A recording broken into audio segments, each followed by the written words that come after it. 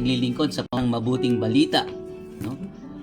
Sabi nga po mga kababayan, dito po sa banal na kasulatan, ang salita ng Diyos po ay ipinapangaral. Ang salita ng Diyos, para masampalatayanan, dapat po itong ihayag o ipangaral.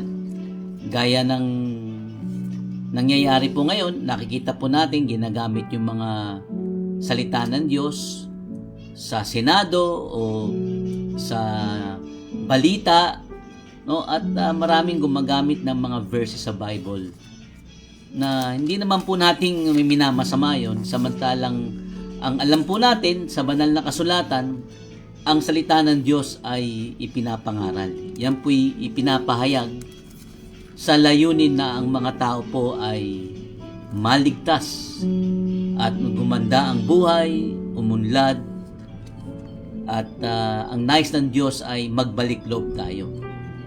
Sabi nga sa banal na kasulatan, no, ang lahat ng tumatawag sa Panginoon ay maliligtas. Yan po'y mababasa natin sa Roma Kapitulo 10, talata pong 13, maliligtas ang lahat ng tumatawag sa Panginoon.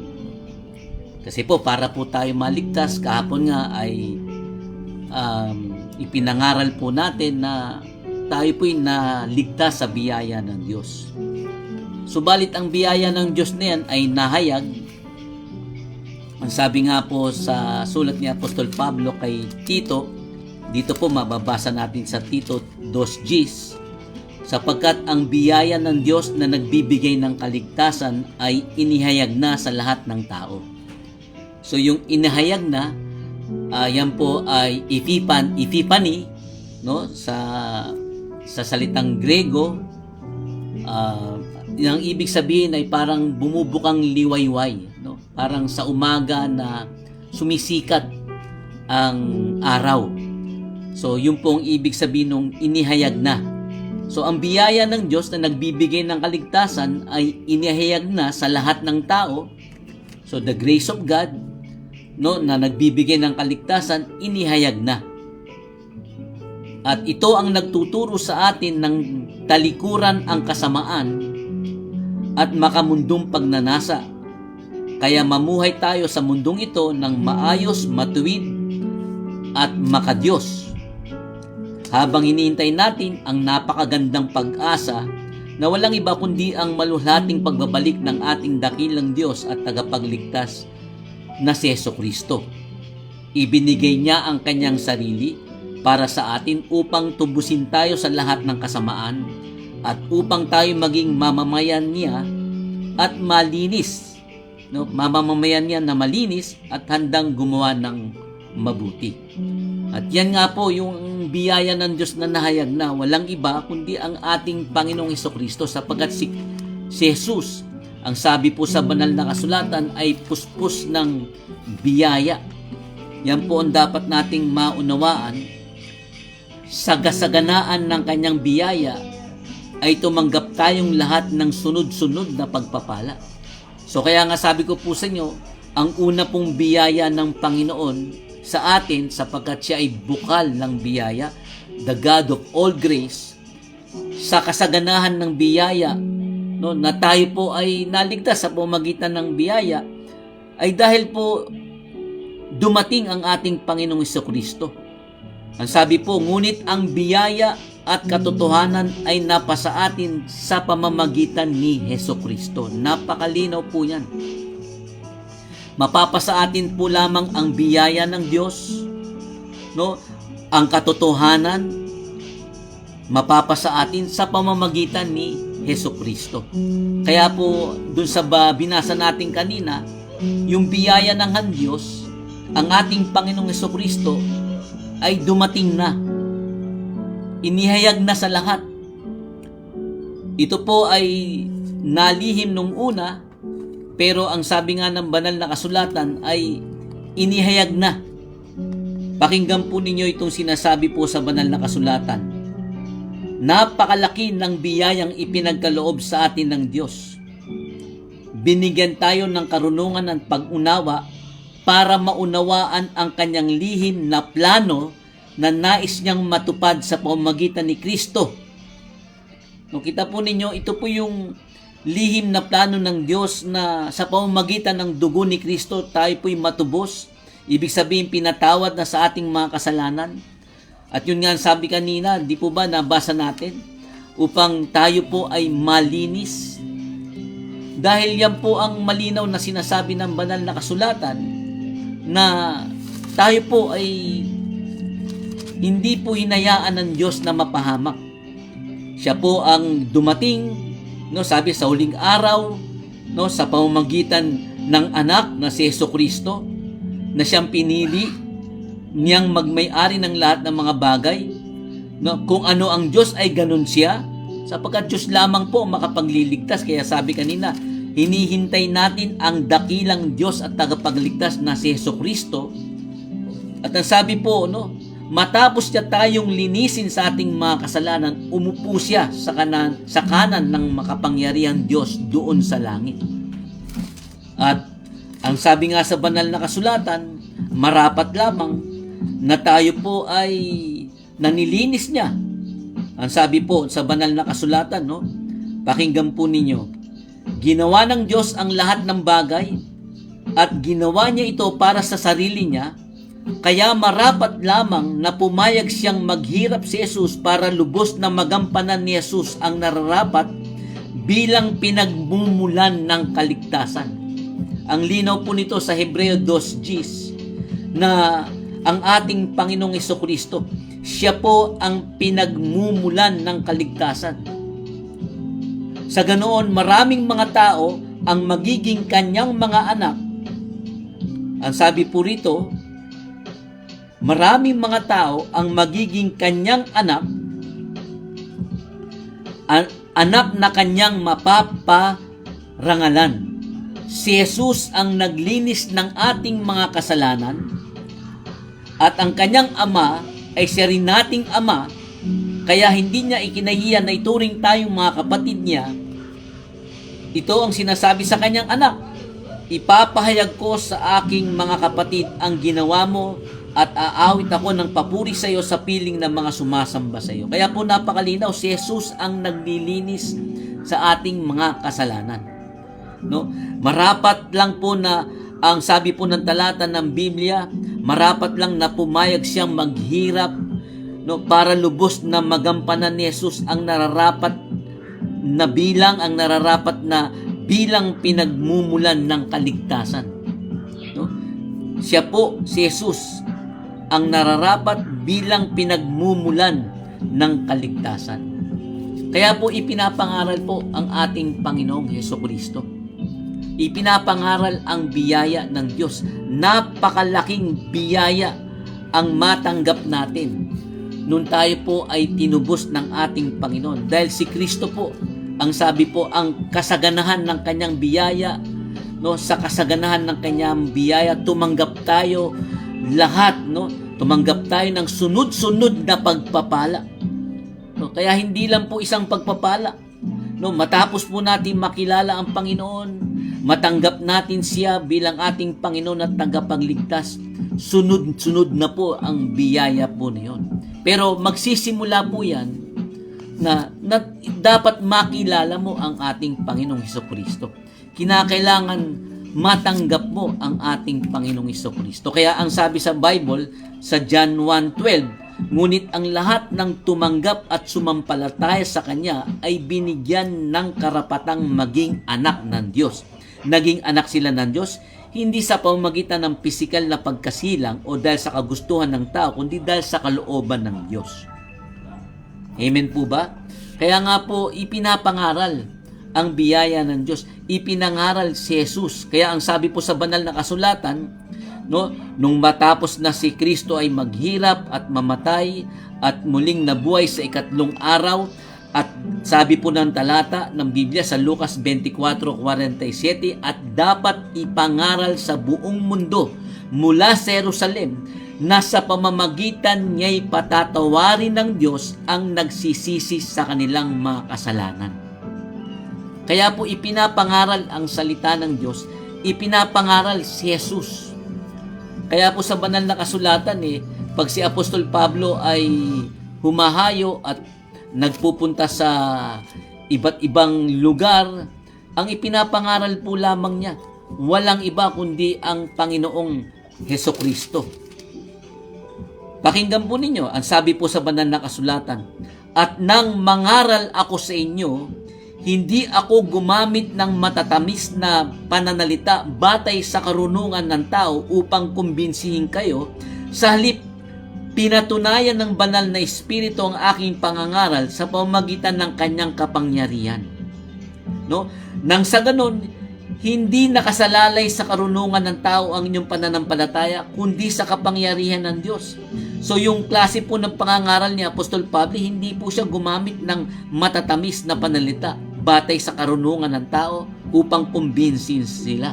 Sa halip, pinatunayan ng banal na Espiritu ang aking pangangaral sa pamamagitan ng kanyang kapangyarihan. So dahil po ano pong pinangaral po niya sa talatang 2, sabi niya, "Sapagkat ipinasya ko na wala akong ipangangaral sa inyo, kundi si Hesukristo lang at ang kanyang pagkapako sa krus." So kaya po kumikilos ang banal na Espiritu sa pangangaral ni Apostol Pablo, at ang sino mang sumampalataya kay Kristo, no, ay ang sabi po ng talata ng Biblia ay nakasalig ang kanyang pananampalataya sa kapangyarihan ng Diyos. Hindi nakasalalay sa karunungan ng tao ang kanilang pananampalataya. No, hindi po nakasalalay sa kapangyarihan ng tao, kundi nakasalalay, no, ang kanilang pananampalataya sa kapangyarihan ng Diyos kapag ang ipinasya mong ipangaral ay walang iba kundi si Kristo lang at ang kanyang pagkapako sa krus. Kaya po yun ang utos ng ating Panginoon, ipangaral sa buong mundo na sa pamamagitan niya'y, no, patatawarin ng Diyos ang nagsisisi sa kanilang mga kasalanan. Kaya yan po yung tinalakay po natin ng isa o ang pangalawa sa mga kaparaanan upang tayo tumanggap ng biyaya ng Diyos, ng pagpapalan ng Diyos na sunod-sunod. Ang sabi po ng talata ay kailangan po tayong magsisi. Utos po ng Diyos na magsisi. Di po ba? Yan po ay malinaw na sinabi po ng Panginoon Diyos sa Revelation, no? Sa Apokalipsis o sa Pahayag 2:5. At doon, sabi nga po, di ba, ipapangaral, no, sa kanyang pangalan, no, sa pamamagitan ng kanyang pangalan, ipapangaral ang pagsisisi sa kanilang kapatawaran, no, ng kanilang mga kasalanan. Na sa pamamagitan niya'y ni Kristo patatawarin ng Diyos ang nagsisisi sa kanilang mga kasalanan. Kaya po yung pagsisisi, napakahalaga po nun. Itinuturo po ng banal na kasulatan niya kapag nangangaral. Hindi po lang natatapos dun sa sumasampalataya ka sa pangalan ni Kristo, kundi nagtutuloy ito kasama sa biyaya ng Diyos para maligtas ka, ang ikaw ay magsisi. Kaya po nang ipinangaral ni Apostol Pablo o ni Apostol Pedro ang Panginoong Hesukristo, itinuturo niya, ipinapangaral niya na ang tao kailangan talikuran ang mga kasalanan. Yan po'y malinaw, nababasa po natin. No, ang sabi po doon sa Gawa 20, sabi po ni Apostol Pablo, "Pinalalahanan ko ang mga Hudyo at mga hindi Hudyo na kailangan nilang magsisi sa kanilang mga kasalanan at magbalik loob sa Diyos at sumampalataya sa ating Panginoong Hesus." Yan po ang malinaw po na itinuturo at ipinapangaral. No, hindi po lang po basta tayo ay sasampalataya, hindi po lamang basta tayo magko-quote ng verse o tayo po ay magbabasa ng Biblia. No, kailangan po ay sabihin sa atin ng Panginoon Diyos, bigyan niya tayo ng pagkakataon na tayo ay magsisi sapagkat utos po ng ating Panginoong Hesukristo. Ang linaw po yan, mga kababayan, dito po sa Revelation. So Revelation chapter 2 verse 5 o sa Apokalipsis. Ang sabi po ng Biblia, no, alalahanin ninyo kung gaano kayo nanamlay sa pananampalataya, magsisi kayo sa mga kasalanan ninyo at gawin muli ang dati ninyong ginagawa. No, yan po ang napakalinaw doon, lalo na doon sa sumasampalataya na kay Kristo, no, at nanamlay ang kanilang pananampalataya, na muling nahulog sa kanilang pong sa biyaya o sa ang sabi po, alalahanin ninyo kung gaano kayo nanamlay sa pananampalataya. Magsisi kayo sa mga kasalanan ninyo at gawin muli ang dati ninyong ginagawa. Kung hindi, pupuntahan ko kayo at kukunin ang inyong ilawan. So, kita po ninyo, mag-utos po ng ating Panginoon na magsisi. Siya mismo ang nagsabi na dapat magsisi tayo sa ating mga kasalanan. Napakalinaw po na sinabi niya, no? Ang sabi po rito, mga kababayan, no? Ngunit tinitiyak ko sa inyo, mapapahamak din kayo tulad nila kung hindi niyo pagsisisihan ang mga kasalanan ninyo. Yan po yung mababasa sa Lucas 13. Si Kristo mismo, ipinangaral niya magsisi. Sabi niya, hindi, ngunit tinitiyak ko sa inyo, mapapahamak din kayo tulad nila kung hindi niyo pagsisisihan ang mga kasalanan ninyo. Kaya po, ang ating Panginoon mismo ipinangaral, maging ang mga apostol, na, ang sabi po, ang panawagan na tayo po ay magsisi sapagkat utos po ng ating Panginoon magsisi. Hindi lang po yung tayo maging sorry, no, na magkaroon tayo ng regret sa ating mga ginawa o sinabi, kundi yung magsisi. Ibig sabihin, determinado ka na sa iyong kapangyarihan, sa iyong isip, sa iyong puso, sa iyong lakas, ay magsisi talikuran at kasalanan at hindi na babalikan muli ang tinalikuran. Di po ba nakasalanan? Yan po ang malinaw na itinuturo sa atin ng banal na kasulatan. Na paulit-ulit na pag nangangaral, no, ang mga apostol ay magsisi. Tingnan po ninyo, sumugot si Pedro sa kanila sapagkat ang tanong, anong dapat namin gawin? Magsisi ang bawat isa sa inyong mga kasalanan at magpabautismo sa pangalan ni Jesucristo. At mapapatawad ang inyong mga kasalanan at matatanggap ninyo ang regalo ng Diyos na walang iba kundi ang banal na Espiritu.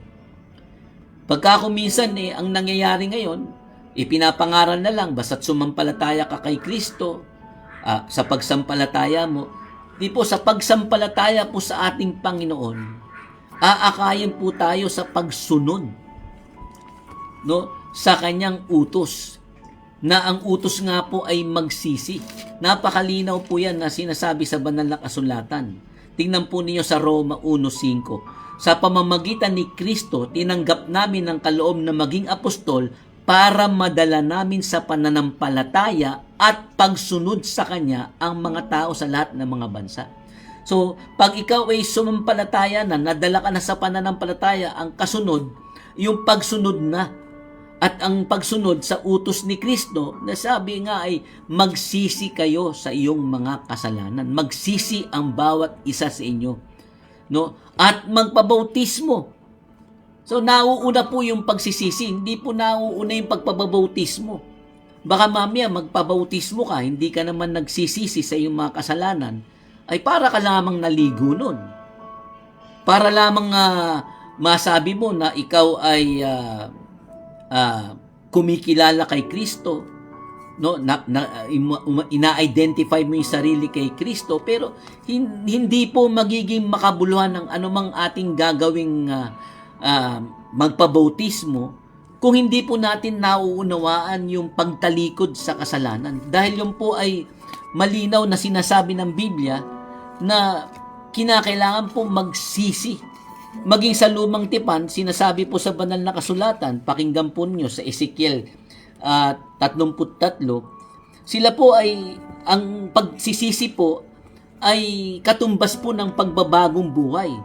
Ang sabi po doon, no, sabihin mo sa kanila, nako ang Panginoong Diyos, tapos ay Panginoon Diyos na buhay, ay sumusumpang hindi ako natutuwa kapag may namamatay na taong masama. Ang nais ko'y bagbagong buhay sila at iwan na ang masamang pamumuhay upang mabuhay sila. So, kita po ninyo, Naalala niyo po sa banal na kasulatan, itong mga propeta, si Ezekiel, si Isaias, si Jonah, di po ba yung Ninibe ay hahatulan ng Panginoon Diyos eh.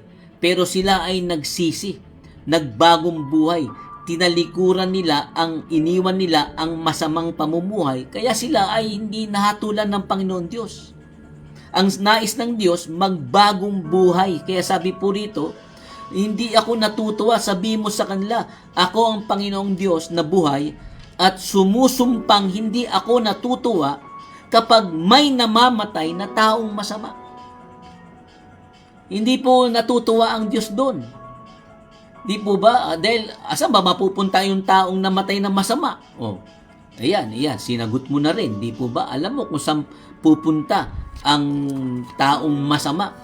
Napakalinaw po sa banal na kasulatan na yung taong masama, ang sabi nga po sa banal na kasulatan, sila po'y mapapahamak. No, pakinggan po ninyo, ganito po ang sinasabi sa banal na kasulatan para sa mga taong gumagawa ng masama. Pakinggan po ninyo at babasahin ko po sa inyo. Ayan. Sapagkat nagutom ako, ito po kinakausap po ng yung mga tupa at mga sa huling paghukom, yung mga tupa at mga kambing, pinagbukod-bukod po yun eh. Yung mga tupa sa kanan at sinabi ng Panginoon do sa mga taong yun, no, na yung parang mga tupang pinagbukod, yung mga tupa na walang iba kundi ang matutuwid na inilagay niya sa kanan, at ang mga kambing na walang iba kundi ang masasama, ilalagay ko sa aking kaliwa. Pagkatapos sabi niya sa mga nasa kanan, halika kayo, mga pinagpala ng aking ama, manahin ninyo ang kahariang inihanda para sa inyo. Tapos yung nandun naman po sa kaliwa, no, yung ang sabi ng ating Panginoon, lumayo kayo sa akin, kayong mga isinumpa ng Diyos. Doon kayo sa walang katapusang apoy. No, doon, pagkatapos sasabihin ko naman sa mga taong nasa kaliwa, lumayo kayo sa akin, kayong mga isinumpa ng Diyos, doon kayo sa walang katapusang apoy na inihanda para sa dyablo at sa kanyang mga kampon. Sapagkat, ano po ang sabi ng ating Panginoon? Nagutom ako, nauhaw ako, dayuhan ako, hindi mo ako pinakain, hindi mo ako pinainom, no, at may sakit ako, hindi mo ko dinalaw, inalagaan. Tapos tatanungin siya, Panginoon, kailan po namin kayo nakitang nagutom, nauhaw, naging dayuhan, walang maisot o may sakit o nasa kulungan at hindi namin kayo tinulungan? Ang sagot, sasagot ako bilang hari, sinasabi ko sa inyo ang totoo, nang hindi ninyo tinulungan ng pinakahamak kong mga kapatid, ako ang hindi nyo tinulungan. Itataboy ko ang mga taong ito sa walang hanggang kaparusahan, ngunit bibigyan ko ang mga matuwid ng buhay na walang hanggan. Kaya po yung magbagong buhay na. Ayan po sabi, ang nais ko yung magbagong buhay, no? Yung ang sabi ng Panginoon, kasi ang pangangaral natin nito ay ang pagtinanggap ninyo, yung pangangaral nito ay ang Panginoon ang tinanggap ninyo. Di po ba? Ang anumang mga itinutulong natin sa mga kapatid ni Kristo, yun nga sabi na basa natin kanina, no? Si Kristo ang pinagmumulan ng kaligtasan at hindi niyang ikinahihiya na tawagin niya tayong kapatid. No? Kaya sabi ng Panginoon, itatabay ko ang mga taong ito na sa walang hanggang kaparusahan. Sapagkat ang sabi, hindi ninyo tinulungan ng pinakahamak kong mga kapatid. Amen po ba? Kaya po, ang sabi po ay magsisi, magbagong buhay na, iwan na ang masamang pamumuhay. Kaya po ito pong pangangaral ng salita ng Diyos, binibigyan po tayo ng pagkakataon ng Diyos, no, na tayo po ay magbalik loob, na tayo po ay magsisi para sunod-sunod na rin po yung pagpapala sa atin. No? At tayo po ay guminhawa at tayo po'y magkaroon ng panibagong kalakasan espiritual, sapagkat ang sabi na kaya ngayon kailangan magsisi na kayo at lumapit sa Diyos para patawarin niya ang inyong mga kasalanan at matatanggap nyo ang bagong kalakasan mula sa Panginoon. Yung bagong kalakasan, yung spiritual na kalakasan. Di po ba kasi nakakapagod ang buhay na ito, mga kababayan, di po ba? Nakakapagod, pero pag tayo po ay nagsisi, nagbalik loob sa Diyos, no? Ang sabi po rito, pinalalakas niya ang mga nangihina at ang mga napapagod. Kahit ang mga kabataan ay napapagod ng lulupaypay at nabubuwal, ngunit ang nagtitiwala sa Panginoon ay muling magkakaroon ng lakas. Lumipad siya na gaya ng isang agila. Tumatakbo man sila ay hindi mapapagod. Lumakad man sila ay hindi nangihina sapagkat nagtitiwala sa Panginoon. Sumusunod sa ating Panginoon. Di po ba ganon? Pagka nagtitiwala tayo sa Panginoon, ipinapaubaya natin sa Panginoon, sumusunod tayo sa Panginoon. Di ba? Utos niya, magsisim, at talikuran ng mga kasalanan, lumapit sa Diyos, at pagkatapos ay patatawarin niya tayo. No? Kailangan po yung pagsisisi, hindi yung sumampalataya lamang dahil aakayin po tayo sa pananampalataya para sumunod. No? Alam po ninyo, maraming mga religious leaders nung unang panahon at lumapit po kay Juan Bautista. No, kaya sabi natin yung pagsisisi ay pagbabagong buhay. Kasi po, di ba si Juan Bautista ay si Juan na tagapagbautismo?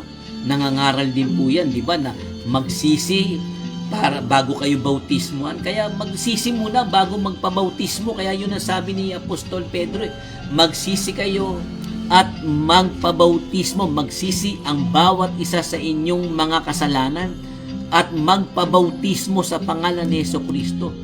At mapapatawad ang inyong mga kasalanan at matatanggap ninyo ang regalo ng Diyos na walang iba kundi ang banal na Espiritu. Kaya paano po tayo magsisisi? Ang linaw po ng sinasabi po rito sa banal na kasulatan, no?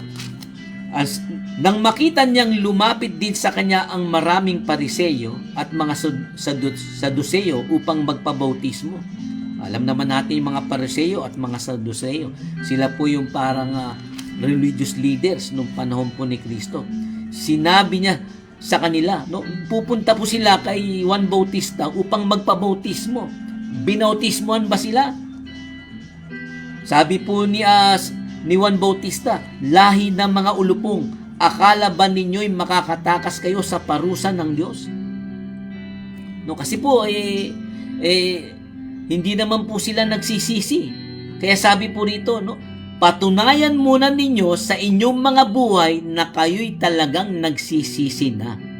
At huwag ninyong akalain na makakaiwas kayo sa parusa ng Diyos dahil sinasabi ninyong ama ninyo si Abraham.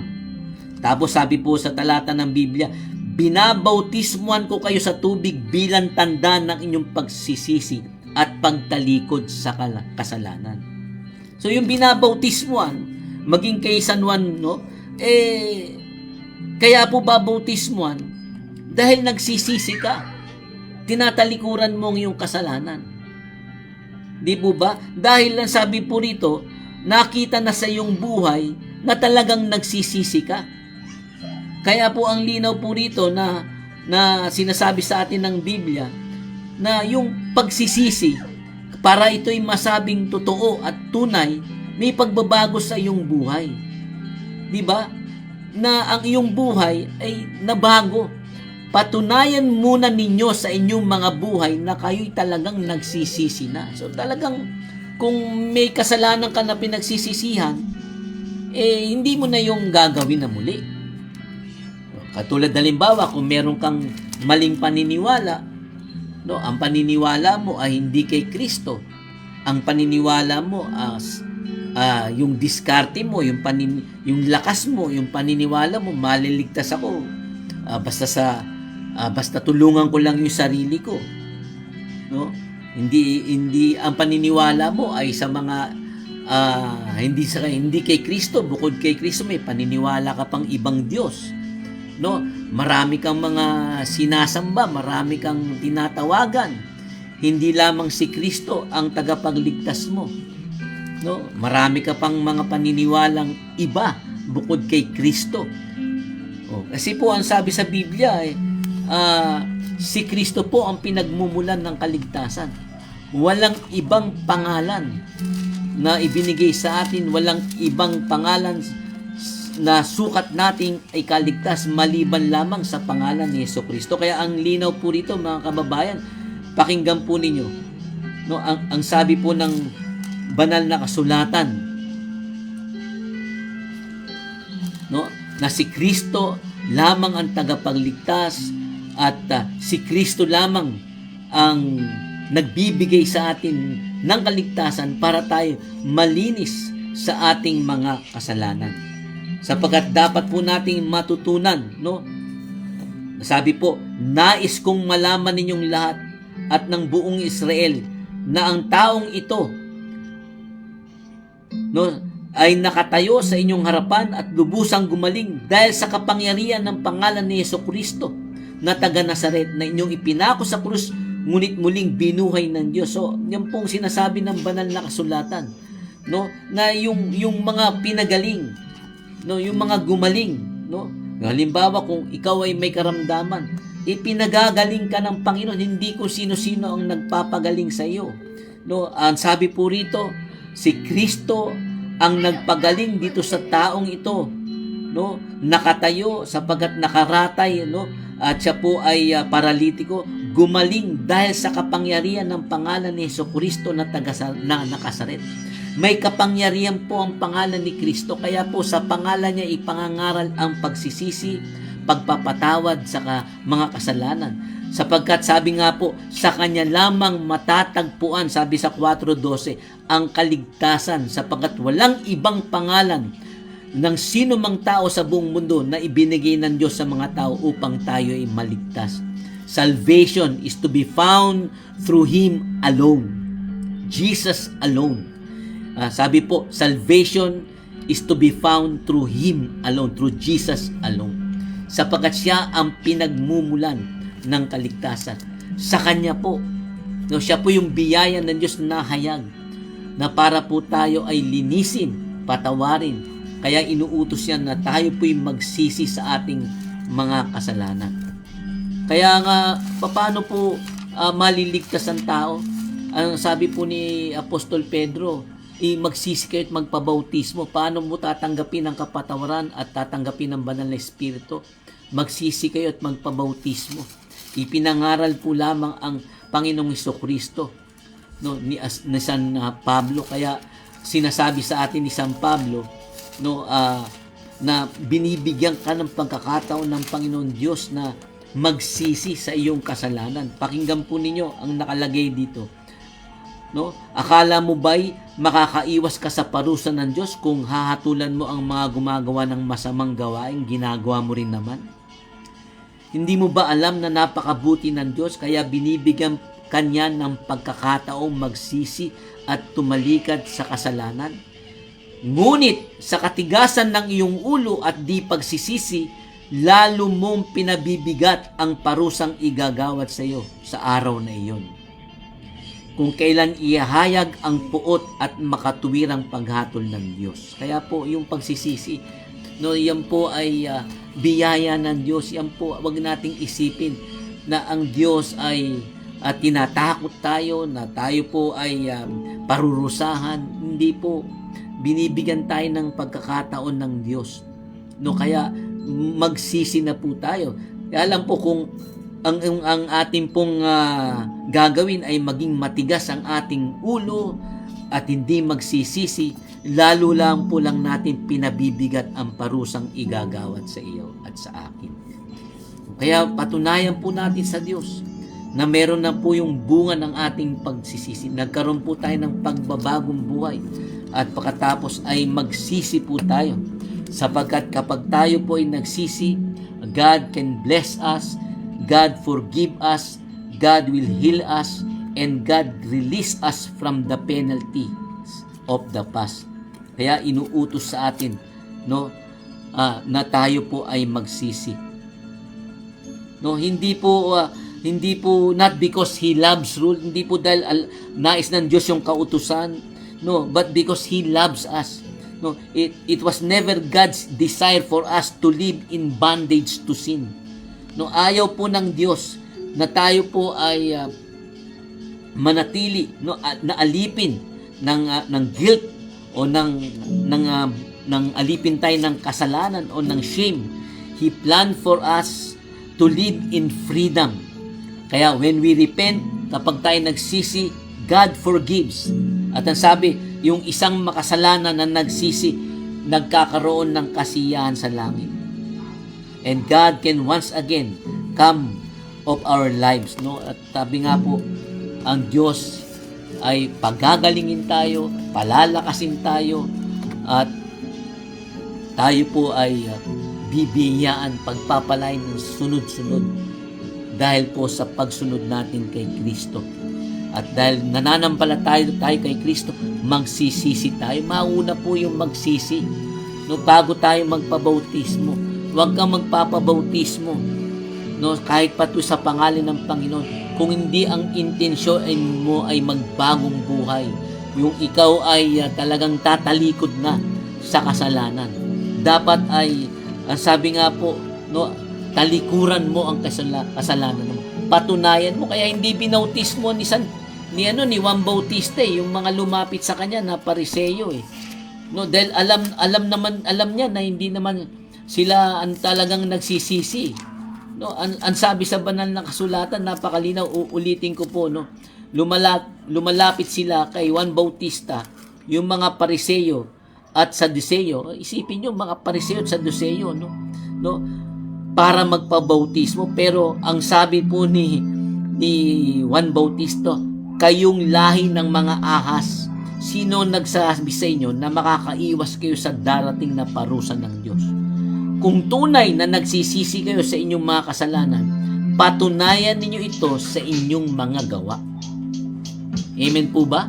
Patunayan po sa iyong gawa na ikaw ay nagsisisi. Amen po ba? Ano po ang gawa na sinasabi po ng banal na kasulatan na dapat nating ipatunay? Yung nagbabagong buhay po tayo sa gawa, sa bunga natin. Nasabi nga po dito, no, tandaan ninyo, ngayon pa lang ay nakaamba na ang palakol para putulin ang mga puno. Ang mga punong hindi namumunga ng mabuting bunga ay puputulin at itatapon sa apoy. Doon po inilalarawan ni Juan Bautista na para po tayong puno, no, na dapat magbunga ng mabubuting bunga.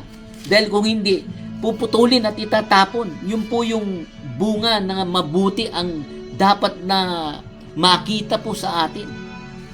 No, alam naman natin na po nating iisa-isahin. O halimbawa, sa labi, no, sa banal na kasulatan, di po ba kasalanan po yung matabil ang dila, yung gumagawa ng mga no, hindi katulad yan, napakarami pong mga sinungaling, di po ba? No, yung labi niya, no, nagwi-witness siya, kaya sabi sa 10 utos wag kang sasaksi sa hindi katotohanan. No, wag kang gagawa ng mga kwento na hindi naman totoo. 'Di ba? At pagkatapos ay halimbawa nagtuturo ka, nangangaral ka naman ng hindi naman si Kristo ang pinapangaral mo.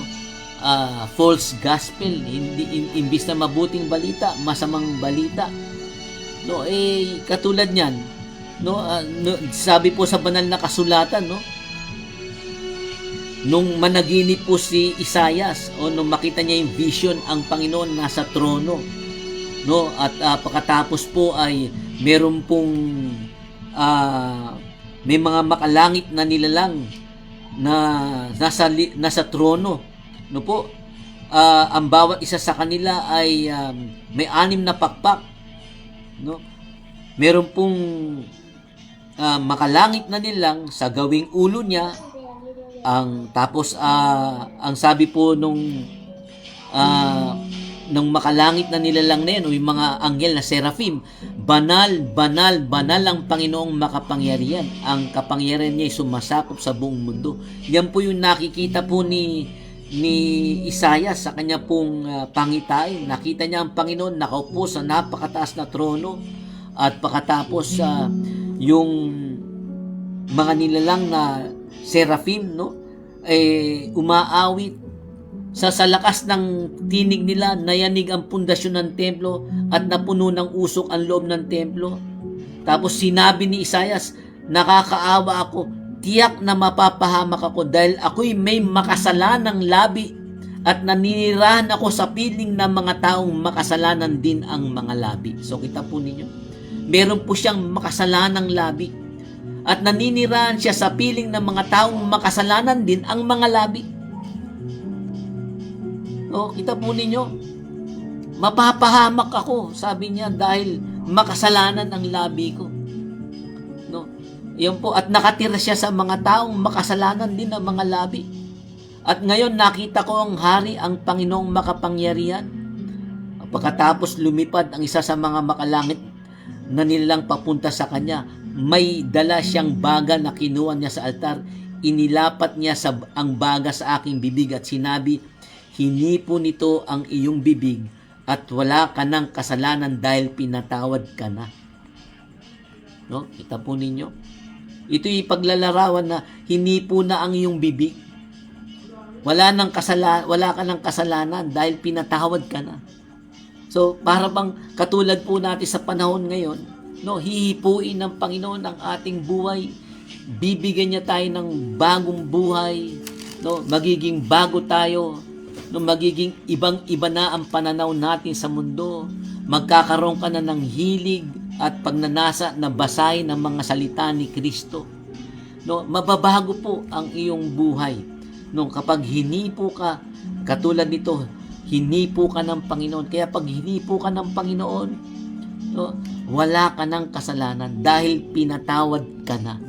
Yan po ang kailangan po ng bawat isa sa atin. Yung tayo po'y patawarin sa ating mga kasalanan. At kapag tayo'y pinatawad na ng Panginoon sa ating mga kasalanan, wala na po, burado na. Malinis na muli tayo. No? At ang sabi po ng banal na kasulatan, kinalimutan na niya at hindi na aalalahanin ang lahat mong kasalanan.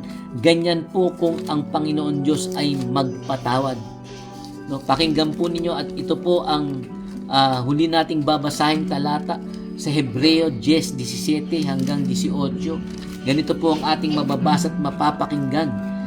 Dagdag pa niya, tuluyan ko nang lilimutin ang mga kasamaan at kasalanan nila. At dahil napatawad na ang mga kasalanan natin, hindi na natin kailangan pang maghandog para sa ating mga kasalanan. So, dahil napatawad na yung kasalanan mo, wala na, hindi mo na kailangan na gumawa pa ng sarili mong effort, no, o ng gawa. Kaya we are saved by grace through faith. Hindi yan sa ating sariling gawa. No, ang Diyos po ang pinagmumulan. Siya po ang tagapagligtas. Siya ang gagawa para ikaw ay maligtas. Katulad nung nangyari, paano pinatawad yung labi, yung makasalanang labi ni Isaias, para siya makapangaral ng salita ng Diyos. Kasi ang kasunod nun, kailangan niyang mangaral. No, isusugo siya ng Panginoon para mangaral, para maging propeta. Pero paano siya mangangaral kung siya ay makasalanan o makasalanan ng kanyang labi? Kaya kailangan patawarin muna ng Panginoon Diyos. Hinipo yung kanyang bibig na sa pamagitan po ng baga galing sa altar, at pagkatapos ay yung po'y paglalarawan na katulad din po na kapag tayo'y tumanggap sa ating Panginoon, nagsisi sa ating mga kasalanan, pinatunayan natin sa ating mga gawa, no, na tayo po ay nagbago na. Ang sabi po, masaganang ibinigay sa atin ng Diyos ang banal na Espiritu sa pamamagitan ni Hesukristo na ating tagapagligtas, upang sa kanyang biyayay maturing tayong matuwid at makamtan natin ang buhay na walang hanggan na ating inaasahan. Amen po ba? Kaya po, yan po yung sinasabi ni Apostol Pablo na na tayo po ay mapalad, no?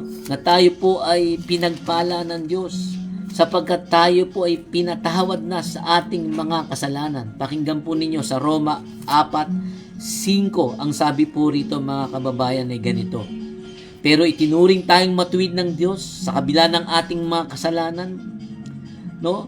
Hindi dahil sa ating mabubuting gawa, kundi dahil sa ating pananampalataya sa Kanya. No, ito po ang ibig sabihin ni Haring David nang banggitin niya ang pagiging mapalad ng mga taong itinuring na matuwid ng Diyos, hindi dahil sa kanilang mabubuting gawa. Ang sinabi niya, mapalad ang taong pinatawad, kinalimutan ng Diyos ang kanyang kasalanan. Mapalad ang tao kapag hindi na ibibilang ng Panginoon laban sa kanya ang kanyang makasalanan. At nangyari po yun dahil tayo ay nagsisi. No? Sabi nga, kung ipapahayag natin ang ating mga kasalanan, no? At tayo po ay tatawag sa pangalan ng Panginoon, tayo po ay maliligtas. Kaya po, paano po tayo patatawarin sa ating mga kasalanan at lilinisin tayo sa lahat ng uri ng kasamaan? No, ipagtapat natin sa Diyos, magsisi po tayo ang ating mga kasalanan. At sabi, maasahan nating patatawarin niya ang ating mga kasalanan. Kakalimutan ng Panginoon, ituturing na tayong matuwid dahil sa ginawa po ng ating Panginoon para sa atin. Kaya hanggang dito na pong muli, at ipagpapatuloy po natin yung ating pag-aaral na sa susunod kung loloobin ng Panginoon, at naway kapulutan po natin ang aral ng mensaheng ito upang tayo po'y pagpalain ng Panginoon Diyos. Hanggang dito na lang muli.